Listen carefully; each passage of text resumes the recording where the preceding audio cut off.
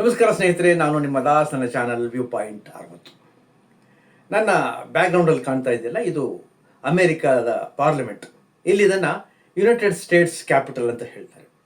ಇದಿರೋದು Washington DC capital ಹಿಲ್ನಲ್ಲಿ. United States capital ಅಥವಾ ಇಲ್ಲಿನ ಪಾರ್ಲಿಮೆಂಟ್ 1800ರಿಂದ ಈಚೆಗೆ ಈ ಬಿಲ್ಡಿಂಗ್ನಲ್ಲಿ ಕಾರ್ಯನಿರ್ವಹಿಸುತ್ತೆ. ಅದಕ್ಕಿಂತ ಮೊದಲು ಇಲ್ಲಿಂದ 200 ಕಿಲೋಮೀಟರ್ ದೂರದಲ್ಲಿರುವಂತಹ ಫಿಲಡೆಲ್ಫಿಯಾದಲ್ಲಿತ್ತು ಅನ್ನೋದನ್ನು ನಾನು ಹಿಂದಿನ ಸಂಚಿಕೆಯಲ್ಲಿ ಹೇಳಿದ್ದೆ ಮತ್ತು ಅದರ ಬಗ್ಗೆ ವಿವರ ಕೊಟ್ಟಿದ್ದೆ. ತಾವು ನೋಡಿಲ್ಲ ಅಂತ ದಯವಿಟ್ಟು ಹೋಗಿ ಆ ಸಂಚಿಕೆ ನೋಡ್ಕೊಂಡು ಬಂದು ಇದರಲ್ಲಿ ಮುಂದುವರಿಸಿದ್ರೆ ನಿಮಗೆ ಇನ್ನೂ ಸ್ವಲ್ಪ ಚೆನ್ನಾಗಿ ಅರ್ಥ ಆಗುತ್ತೆ ಅಂತ ನಾನು ಭಾವಿಸ್ತೇನೆ. ವೈಟ್ ಹೌಸ್ ಅಥವಾ ಶ್ವೇತಭವನ ಇದೆಯಲ್ಲ, ಅಲ್ಲಿಂದ ಕೇವಲ 3 ಕಿಲೋಮೀಟರ್ ಏರಿಯಲ್ ಡಿಸ್ಟೆನ್ಸಲ್ಲಿದೆ ಈ ಯುನೈಟೆಡ್ ಸ್ಟೇಟ್ಸ್ ಕ್ಯಾಪಿಟಲ್. ಹೊಸದಾಗಿ ಆಯ್ಕೆಯಾಗುವ ಅಮೆರಿಕದ ಎಲ್ಲ ಅಧ್ಯಕ್ಷರುಗಳು ಇದೇ ಯುನೈಟೆಡ್ ಸ್ಟೇಟ್ಸ್ ಕ್ಯಾಪಿಟಲ್ನ ಆವರಣದಲ್ಲಿ ಪ್ರಮಾಣ ವಚನ ಸ್ವೀಕಾರ ಮಾಡ್ತಾರೆ. ಹೊಸದಾಗಿ ಯಾವುದೇ ಕಾನೂನು ರಚನೆ ಆಗಲಿ ಅದು ಇಲ್ಲೇ ರಚನೆ ಆಗೋದು ಮತ್ತು ಇಲ್ಲೇ ಅನುಮೋದನೆ ಆಗೋದು. ಜೊತೆಗೆ ಬಜೆಟ್ ಕೂಡ ಇಲ್ಲೇ ಅನುಮೋದನೆ ಆಗೋದು. ಈ ಬಿಲ್ಡಿಂಗ್ನಲ್ಲಿ ಒಟ್ಟು 5 ಅಂತಸ್ತಿದೆ. 1,40,000 ಸ್ಕ್ವೇರ್ ಮೀಟರ್ ವಿಸ್ತೀರ್ಣ ಹೊಂದಿದ್ದು 540 ರೂಮ್ ಇದೆ. ನೋಡಿ ಈ ಏರಿಯಲ್ ವ್ಯೂ ಎಷ್ಟು ಚೆನ್ನಾಗಿ ಕಾಣ್ತಾ ಇದೆ. ಯುನೈಟೆಡ್ ಸ್ಟೇಟ್ಸ್ ಕ್ಯಾಪಿಟಲ್ ಇರೋ ಈ ಪಾರ್ಕ್ ನ ಹೆಸರು ನ್ಯಾಷನಲ್ ಮಾಲ್ ಅಂತ. ಪೂರ್ವ ತುದಿಯಲ್ಲಿ ಯುನೈಟೆಡ್ ಸ್ಟೇಟ್ಸ್ ಕ್ಯಾಪಿಟಲ್ ಇದ್ರೆ, ಇಲ್ಲಿಂದ 3.5 ಕಿಲೋಮೀಟರ್ ದೂರದ ಪಶ್ಚಿಮದ ತುದಿಯಲ್ಲಿ ಅಬ್ರಹಾಂ ಲಿಂಕನ್ ಮೆಮೋರಿಯಲ್ ಹಾಲ್ ಇದೆ. ಇದು ಅಬ್ರಹಾಂ ಲಿಂಕನ್ ಮೆಮೋರಿಯಲ್ ಹಾಲು 1861ರಿಂದ 1865ರವರೆಗೆ ಅಮೆರಿಕದಲ್ಲಿ ಸಿವಿಲ್ ವಾರ್ ಆಗುತ್ತೆ. ಆ ಸಮಯದಲ್ಲಿ ಅಮೆರಿಕವನ್ನು ಮುನ್ನಡೆಸಿದವರು ಅಬ್ರಹಾಂ ಲಿಂಕನ್ ಅವರು. 1922ರಲ್ಲಿ ಈ ಮೆಮೋರಿಯಲ್ ಉದ್ಘಾಟನೆ ಆಗುತ್ತೆ. ಒಟ್ಟು 36 ಕಂಬಗಳ ಮೇಲೆ ನಿಂತಿದೆ ಈ ಅಬ್ರಹಾಂ ಲಿಂಕನ್ ಮೆಮೋರಿಯಲ್. 36 ಕಂಬಗಳು 36 ರಾಜ್ಯಗಳನ್ನು, ಆವತ್ತಿನ ಕಾಲಕ್ಕೆ ಅಮೆರಿಕದಲ್ಲಿ 36 ರಾಜ್ಯ ಇತ್ತು, ಈಗ 50 ರಾಜ್ಯ ಇದೆ ಬಿಡಿ. ಆ 36 ರಾಜ್ಯಗಳನ್ನು ಪ್ರತಿನಿಧಿಸುತ್ತೆ. ಪ್ರತಿ ಕಂಬನೂ 44 ಅಡಿ ಎತ್ತರ ಇದೆ. ನೋಡಿ, ಇಲ್ಲೊಂದು ಇಂಟ್ರೆಸ್ಟಿಂಗ್ ಫ್ಯಾಕ್ಟ್ ಇದೆ. ಈ ಕಂಬಗಳ ಆಧಾರದ ಮೇಲೇ ಈ ಬಿಲ್ಡಿಂಗ್ ನಿಂತಿರೋದು. ಕಂಬಗಳಿಲ್ಲ ಅಂದರೆ ಇಡೀ ಬಿಲ್ಡಿಂಗ್ ಕುಸಿಯುತ್ತೆ. ಅಂದರೆ ಈ 36 ರಾಜ್ಯಗಳಿಲ್ಲದಿದ್ದರೆ ಇಡೀ ದೇಶವೇ ಕುಸಿಯುತ್ತೆ ಅನ್ನೋದು ಇದರ ಆಶಯ. ಆಗಿನ ಕಾಲದಲ್ಲಿ ಈ ಮೆಮೋರಿಯಲ್ ಮಾಡಲಿಕ್ಕೆ ಒಟ್ಟು ಖರ್ಚೇನಾಗಿದ್ದು $3 ಮಿಲಿಯನ್, ಅಂದರೆ 30 ಕೋಟಿ ರೂಪಾಯಿ ಆಗಿನ ಕಾಲದಲ್ಲಿ. ಅಬ್ರಹಾಂ ಲಿಂಕನ್ ಅವರು ಅಮೆರಿಕದ 16ನೇ ರಾಷ್ಟ್ರಾಧ್ಯಕ್ಷರು. ಅಮೆರಿಕದ ಇತಿಹಾಸದಲ್ಲೇ ಅತ್ಯಂತ ಶ್ರೇಷ್ಠ ನಾಯಕರು, ಅತ್ಯಂತ ಶ್ರೇಷ್ಠ ಅಧ್ಯಕ್ಷರು ಅಂತ ಗುರುತಿಸಲ್ಪಡ್ತಾರೆ ಇವರು. ಅಮೆರಿಕದಲ್ಲಿ ನೆಲೆ ನಿಂತಿದ್ದ ಅನಿಷ್ಟ ಪದ್ಧತಿಯಾದ ಗುಲಾಮಗಿರಿಯನ್ನ ನಿರ್ಮೂಲನೆ ಮಾಡ್ತಾರೆ. ಅವರ ಪ್ರಸಿದ್ಧವಾದ ಒಂದು ಉಲ್ಲೇಖ ಇದೆ: ಇತರರಿಗೆ ಸ್ವಾತಂತ್ರ್ಯವನ್ನ ನಿರಾಕರಿಸುವವರು ತಾವು ಸ್ವಾತಂತ್ರ್ಯಕ್ಕೆ ಅರ್ಹರಲ್ಲ ಎಂಬುದು. 1865ರಲ್ಲಿ ಫೋರ್ಡ್ ಥಿಯೇಟರ್ನಲ್ಲಿ ಅಬ್ರಹಾಂ ಲಿಂಕನ್ ನಾಟಕ ನೋಡ್ತಿರ್ತಾರೆ. ಆಗ ಜಾನ್ ಬೂತ್ ಎಂಬ ನಟ ಹಿಂದಿನಿಂದ ಅವರ ತಲೆಗೆ ಗುಂಡು ಹೊಡಿತಾರೆ. ಅವರು ಹುತಾತ್ಮರಾಗ್ತಾರೆ. ಅಮೆರಿಕದ ಇತಿಹಾಸದಲ್ಲಿ ಈ ರೀತಿ ಹತ್ಯೆಗೊಳಗಾದ ಪ್ರಥಮ ಅಧ್ಯಕ್ಷರು Abraham Lincoln. Abraham Lincoln memorial ಹಾಲ್ನಿಂದ ನೋಡಿದ್ರೆ ಹೀಗೆ ಕಾಣಿಸುತ್ತೆ ನೋಡಿ. ಅಲ್ಲಿ ಉದ್ದ ಕಾಣಿಸ್ತಾ ಉಂಟಲ್ಲ, ಅದು ವಾಷಿಂಗ್ಟನ್ ಮಾನ್ಯುಮೆಂಟ್. ಹೆಚ್ಚು ಕಡಿಮೆ 1 ಕಿಲೋಮೀಟರ್ ದೂರ ಇದೆ ಇಲ್ಲಿಂದ. ಅಮೆರಿಕದ ಸ್ವಾತಂತ್ರ್ಯ ಹೋರಾಟದ ಪ್ರಮುಖ ನಾಯಕ ಹಾಗೂ ಅಮೆರಿಕದ ಪ್ರಪ್ರಥಮ ಅಧ್ಯಕ್ಷರಾದ ಜಾರ್ಜ್ ವಾಷಿಂಗ್ಟನ್ ಅವರ ಸ್ಮಾರಕ ಅದು. ಸ್ಮಾರಕದ ಶೈಲಿಯನ್ನು ಒಬೆಲಿಸ್ಕ್ ಶೈಲಿ ಅಂತಾರೆ. ಅಂದರೆ 4 ಬದಿ ಎತ್ತರದ ಕಲ್ಲಿನ ಗೋಪುರ, ತುದಿಯಲ್ಲಿ ಪಿರಮಿಡ್ನಂತೆ ಚೂಪಾಗಿರುತ್ತೆ. ಮುಖ್ಯವಾಗಿ ಮಾರ್ಬಲ್ ಮತ್ತು ಗ್ರಾನೈಟ್ ಕಲ್ಲುಗಳನ್ನು ಬಳಸಲಾಗಿದೆ. ಈ ಸ್ಮಾರಕದ ಮೇಲಕ್ಕೆ ಹೋಗ್ಲಿಕ್ಕೆ ಎಲಿವೇಟರ್ ಇದೆ.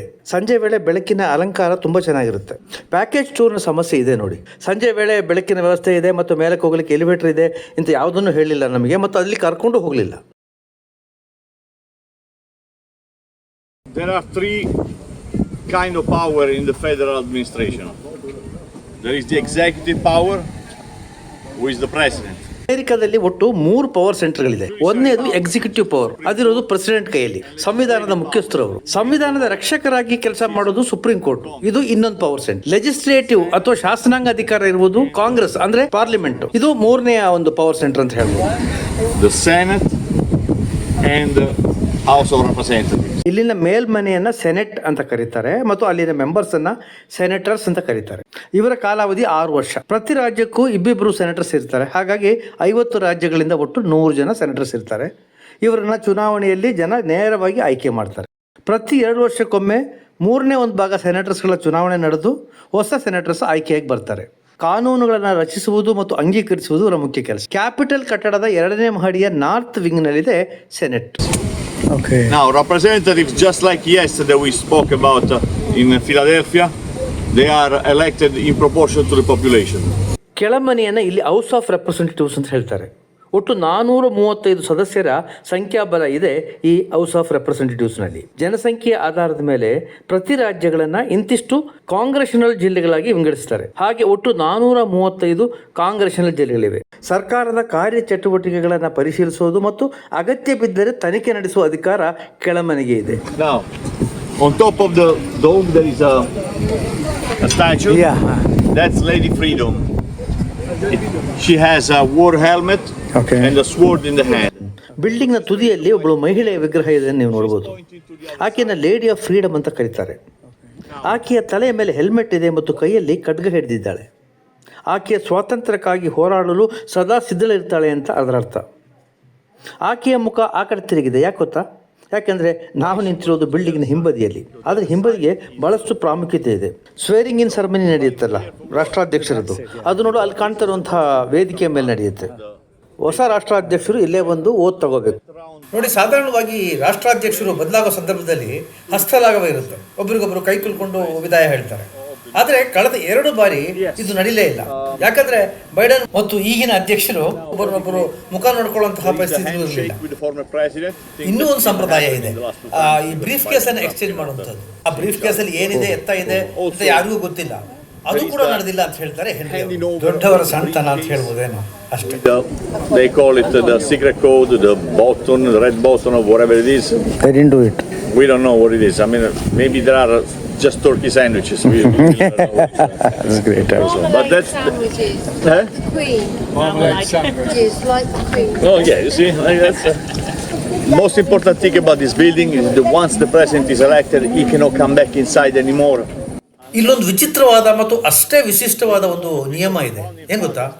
ಹೊಸದಾಗಿ ಆಯ್ಕೆಯಾದ ರಾಷ್ಟ್ರಾಧ್ಯಕ್ಷರು ಇಲ್ಲಿ ಪ್ರಮಾಣ ವಚನ ಸ್ವೀಕಾರ ಮಾಡಿ ಇಲ್ಲಿಂದ ಹೋದ್ಮೇಲೆ ಮತ್ತೊಂದು ಸಾರಿ ಈ ಬಿಲ್ಡಿಂಗ್ ಬರಬೇಕಾದ್ರೆ ಇಲ್ಲಿನ ಇನ್ವಿಟೇಷನ್ ಬೇಕು. ಎಷ್ಟು ಸ್ಟ್ರೇಂಜ್ ಅಲ್ವಾ?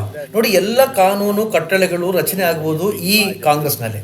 ಹಾಗಿರಬೇಕಾದ್ರೆ ಪ್ರೆಸಿಡೆಂಟ್ ಆದವನು ಪದೇ ಪದೇ ಇಲ್ಲಿ ಬಂದು ಇಲ್ಲಿನ ಸೆನೆಟರ್ಗಳಿಗೆ, ಇಲ್ಲಿನ ಹೌಸ್ ಆಫ್ ರೆಪ್ರೆಸೆಂಟೇಟಿವ್ಗಳಿಗೆ ಅವರು ಇನ್ಫ್ಲೂಯೆನ್ಸ್ ಮಾಡಿ ತನಗೆ ಬೇಕಾದ ಹಾಗೆ ರೂಲ್ಸ್ಗಳನ್ನು ಮಾಡದೇ ಇರಲಿ, ತಾನೊಬ್ಬ ಸರ್ವಾಧಿಕಾರಿ ಆಗದೇ ಇರಲಿ ಅಂತ ಹಿಂದಿನವರು ಇದು ರೀತಿ ಒಂದು ರೂಲ್ಸನ್ನು ತಂದಿದ್ದಾರೆ ಅಂತ ಹೇಳ್ತಾರೆ ಹೆನ್ರಿ.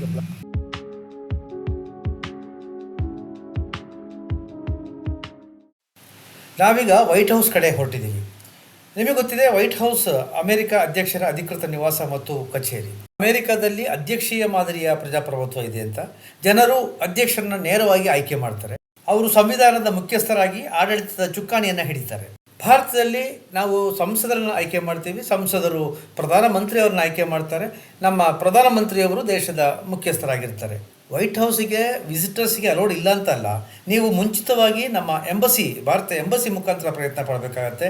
ಅದು ಅಷ್ಟೊಂದು ಸುಲಭ ಅಲ್ಲ ಅಂತ ನಾನು ಅನ್ಕೋತಿದ್ದೀನಿ. ನಾವು ಯಾವುದೇ ರೀತಿಯ ಪರ್ಮಿಷನ್ ತಗೊಳ್ಳದೇ ಇರೋ ಕಾರಣ ಗೇಟ್ನ ಆಚೆಯಿಂದ ನಾವು ಇಣಿಕಿ ನೋಡಬೇಕು ಅಷ್ಟರಲ್ಲೇ ನಾವು ತೃಪ್ತಿ ಪಡಬೇಕು. ವೈಟ್ ಹೌಸಲ್ಲಿ ಒಟ್ಟು 132 ರೂಮ್ ಇದೆಯಂತೆ. ಆ 132 ರೂಮ್ ಅಂದರೆ ವಿಸಿಟಿಂಗ್ ರೂಮು ಮತ್ತು ಗೆಸ್ಟ್ ರೂಮು ಎಲ್ಲವೂ ಅದರಲ್ಲೇ ಸೇರುತ್ತೆ. ವೆಸ್ಟ್ ವಿಂಗಲ್ಲಿ ಓವಲ್ ಆಫೀಸ್ ಅಂತಿದೆ, ಅದು ಪ್ರೆಸಿಡೆಂಟ್ ಅವರ ಅಧಿಕೃತ ಆಫೀಸ್. ಅದು ಈಸ್ಟ್ ವಿಂಗ್ನಲ್ಲಿ ಫಸ್ಟ್ ಲೇಡಿ ಅಂದರೆ ಅಧ್ಯಕ್ಷರ ಹೆಂಡತಿ ಅವರ ಆಫೀಸ್ ಇರುತ್ತೆ ಮತ್ತು ವಿಸಿಟರ್ಸ್ನ ಎಂಟ್ರಿ ಪಾಯಿಂಟು ಅಲ್ಲೇ ಇರುತ್ತೆ. ಒಟ್ಟು ಪ್ರೆಸಿಡೆಂಟ್ ಅವರ ಅಧಿಕಾರಾವಧಿ 4 ವರ್ಷ. 2 ಅವಧಿಗಳ ಕಾಲ ಪ್ರೆಸಿಡೆಂಟ್ ಅವರು ಅಧಿಕಾರದಲ್ಲಿ ಇರಬಹುದಾಗಿದೆ. ಆದರೆ ಈಗ ಇನ್ನೂ ಅದನ್ನು ಎಕ್ಸ್ಟೆಂಡ್ ಮಾಡುವಂತಹ ಪ್ರಯತ್ನ ನಡೆದಿದೆ ಅನ್ನೋದು ಸುದ್ದಿ ಗೊತ್ತಿಲ್ಲ. ವೈಟ್ ಹೌಸ್ನ ಕೆಲವು ಫೋಟೋಗಳನ್ನು ನಿಮಗೆ ತೋರಿಸ್ತಾ ನಾನು ಈ ಕಾರ್ಯಕ್ರಮವನ್ನು ಇಲ್ಲಿ ಮುಕ್ತಾಯ ಮಾಡ್ತೀನಿ. ನಮಸ್ಕಾರ.